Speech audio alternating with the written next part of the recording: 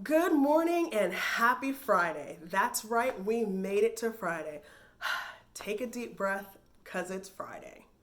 Over the week, we have heard some wonderful devotionals about being prepared and getting prepared and what the next chapter of our lives may look like and how do we prepare for the next season and ultimately what God has next for us. And so when I was asked, I was wondering to myself, how do I prepare? I know that my personality is a little bit more type A, and so I have everything planned essentially down to the wire. I leave very little room for error and just plan back to back to back. Now, if you're more of a type B personality, you have things a little bit more relaxed and your day-to-day schedule may be a bit open. And so when I think of how to prepare, I'm reminded of my very first job fresh out of college. I had the opportunity of working with youth and family services in the county, and on my very first day, I got my schedule. Now, because I love schedules, I was excited to see how this would work. But I was a bit taken back because my schedule was broken down into 45-minute increments of time. 9 to 9:45, 10 to 10:45, 11 to 11:45, and so on. So I went back to my supervisor and I said, what are these blank blocks of time in 15-minute increments, and essentially what am I supposed to do with them? She said, those are unscheduled blocks of time that we just have built into your schedule to efficiently move your day along. It's kind of like your schedule's emergency fund.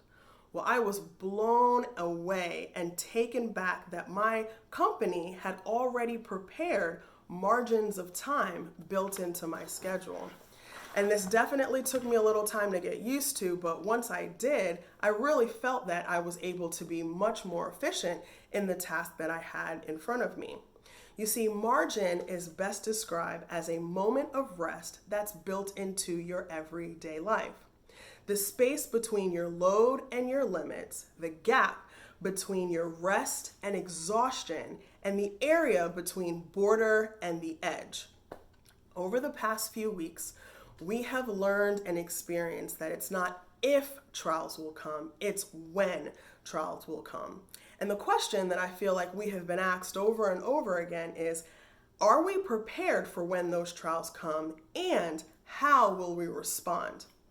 I believe those of us who have actively prepared by building in margins of time into our life, we are able to be more proactive when those trials come rather than reactive.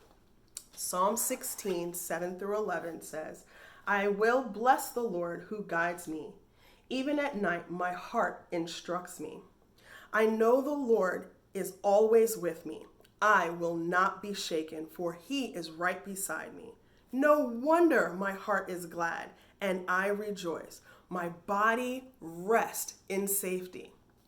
Verse 11 says, you will show me the way of life, granting me joys of your presence and the pleasures of living with you forever. Now, I believe that those joys of time that's talked about in the Psalms are our margins. And it helps me also to remind me that this is a beautiful example of how we prepare those margins in our life. You see, in those prepared margins, we leave room for God to move. There's a story that I'm reminded of when I was an undergrad that I heard for the very first time, and the author is unknown, and many of you may heard it as well too, but I'd like to share it with you as well today. One day, a donkey fell into a pit. The animal cried and whined for hours while his owner tried to figure out what to do with the donkey. Finally, the farmer decided that since the animal was old and the pit needed to be covered up anyway, he would just bury the old donkey right there where he was in the pit. So the farmer got a shovel and started filling in the pit. The donkey kept on whining and crying for hours, but then fell silent. After about an hour or so of shoveling, the farmer paused to take a rest. To his amazement, the donkey jumped out of the pit and trotted away.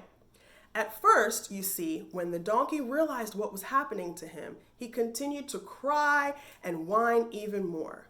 But then the wise old animal hit on a plan. As each pile of dirt hit his back, the donkey would shake it off and take a step up on the growing mound of earth that was underneath his feet. Eventually, the mound of earth grew so high that the donkey was able to jump out of the pit and trot off. Life is going to shovel dirt on you and on me, all kinds of dirt. The trick to getting out of the pit well is to shake it off and take a step up. When we can get out of the deepest pits by not stopping or ever giving up, all we have to do is shake it off and step up. You see, oftentimes we are in such a hurry to implement our plans and our goals. If we are not careful and in tune with the Father, we can miss the joys and the lessons that result in exactly what's taking place and happening right now. Now, this story, the author does not tell us exactly how long the donkey was in there. We just know that he was shaking it off and stepping up. And I believe that in that time that he was in there is when he was being prepared. There's preparation taking place between the margin of point A and point B.